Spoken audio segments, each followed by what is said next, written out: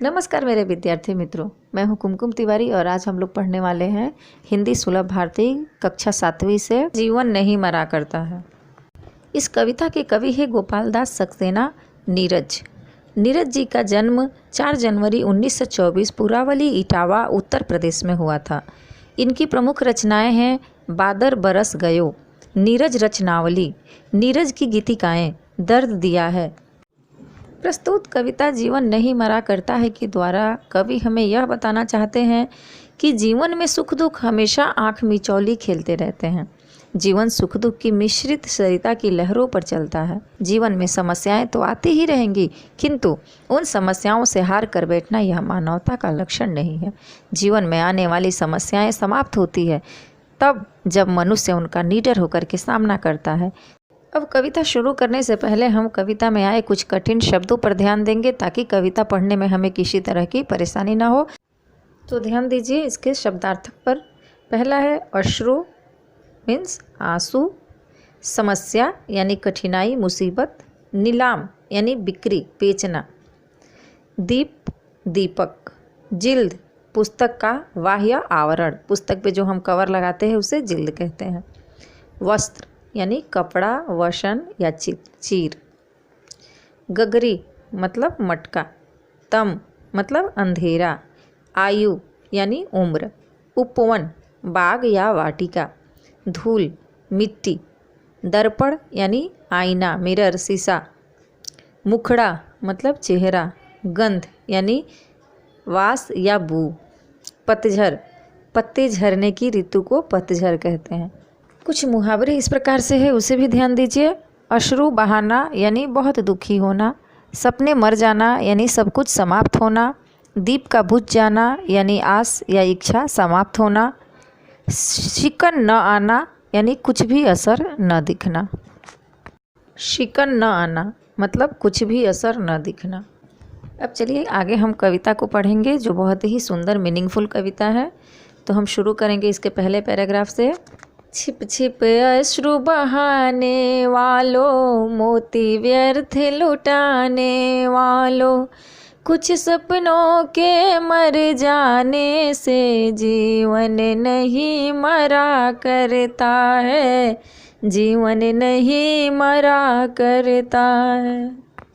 इस पंक्ति द्वारा कवि हमें यह बताना चाहते हैं कि मनुष्य के जीवन में जब उसका कोई अमूल्य व्यक्ति या वस्तु खो जाता है तो वह छिप छिप कर अश्रु बहाता है, दुखी होता है, परंतु मैं तुम्हें यह बताना चाहता हूँ कि ऐसा करने से न वह तुम्हारा अमूल्य वस्तु वापस आएगा और ना ही तुम्हारा जीवन रुकने वाला है। तुम अपने अश्रु रूपी मोती को यूं ही व्यर्थ मत लुटाओ। आगे कवि कहते हैं कि माला बिखर गई तो क्या है, खुद ही हल हो गई समस्या, आंसू गर नीलाम हुए तो समझो पूरी हुई तपस्या, समझो पूरी हुई तपस्या। इस पंक्ति द्वारा कवि हमें बिखरे हुए माला की उदाहरण देते हुए कहते हैं कि हमारे जीवन की समस्याएं उस माला की भांति है जो कई बार टूट कर बिखर जाती है, परंतु मनुष्य के जीवन की सार्थकता इसी में है कि वह अपने बिखरे हुए माला के मोतियों को समेट कर एक सूत्र में बांध सके। आगे कवि कहते हैं कि रूठे दिवस मनाने वालों, फटी कमीज सिलाने वालों, कुछ दीपों के बुझ जाने से आंगन नहीं मरा करता है, आंगन नहीं मरा करता है। इस पंक्ति में कवि उन उदास और निराश लोगों के लिए कहते हैं कि अगर आपके उम्मीद की कुछ दीपक बुझ जाए तो इसका मतलब यह नहीं होता कि आपके जीवन से आंगन का बाहर चला गया है, अर्थात कुछ दीपक जरूर बुझा है परंतु आंगन अभी भी आपके जीवन में है जो दूसरा दिया जलाने का इंतजार कर रहा है। चौथे पंक्ति में कवि कहते हैं खोता कुछ भी नहीं यहाँ पर, केवल जिल्द बदलती पोथी, जैसे रात उतार चांदनी, पहने सुबह धूप की धोती। वस्त्र बदल कर आने वालों, चाल बदल कर जाने वालों, चंद खिलौनों के खोने से बचपन नहीं मरा करता है, बचपन नहीं मरा करता है।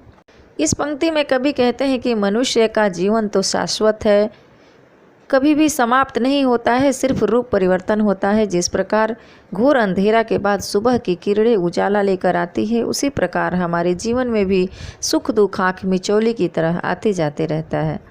कुछ परिवर्तन होने से जीवन समाप्त नहीं होता है, ठीक उसी प्रकार कुछ खिलौने के टूट जाने से हमारा बचपन खत्म नहीं होता है। आगे की पंक्ति में कवि कहते हुए बताते हैं कि कितनी बार गगरिया फूटी, शिकन न पर आई पन घट पर, कितनी बार किश्तियाँ डूबी, चहल पहल वही है तट पर, चहल पहल वो ही है तट पर।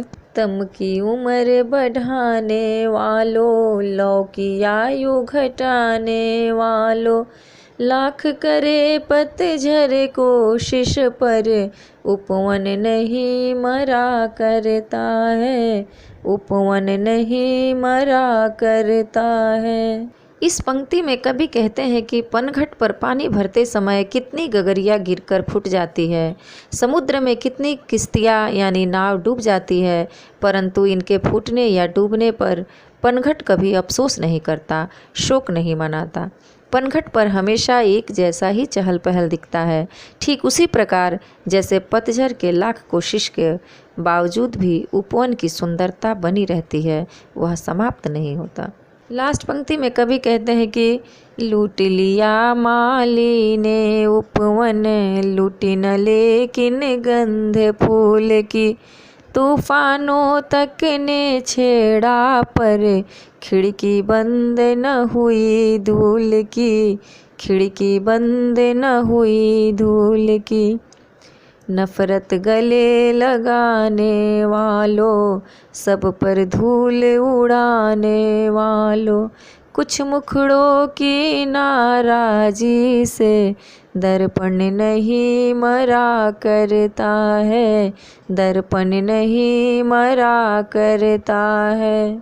अंतिम पंक्ति में कवि यह बता रहे हैं कि जब बगीचा में माली आता है तो वह बगीचा का सारा फूल तोड़ लेता है, परंतु उसका सुगंध वहीं धरा का धरा रह जाता है। लाख तूफान आए, धूल उड़ाए, परंतु बगीचा समाप्त नहीं होता है। ठीक उसी प्रकार जैसे कुछ नाराजगी भरे मुखड़े को देखकर दर्पण यानी शीशा समाप्त नहीं होता है।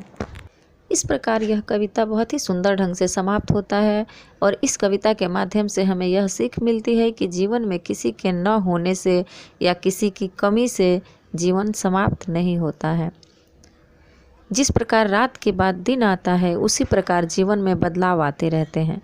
आज जो है वह कल अस्तित्व में नहीं होगा, इसलिए जीवन में जो बीत चुका है उसकी आस छोड़कर मनुष्य को हमेशा आगे बढ़ना चाहिए। जय हिंद, जय भारत। अगर इस कविता को समझने में आपको कहीं भी कोई परेशानी हो तो कृपया मुझसे कमेंट्स द्वारा पूछते रहिए, समझते रहिए, मुझसे जुड़े रहिए।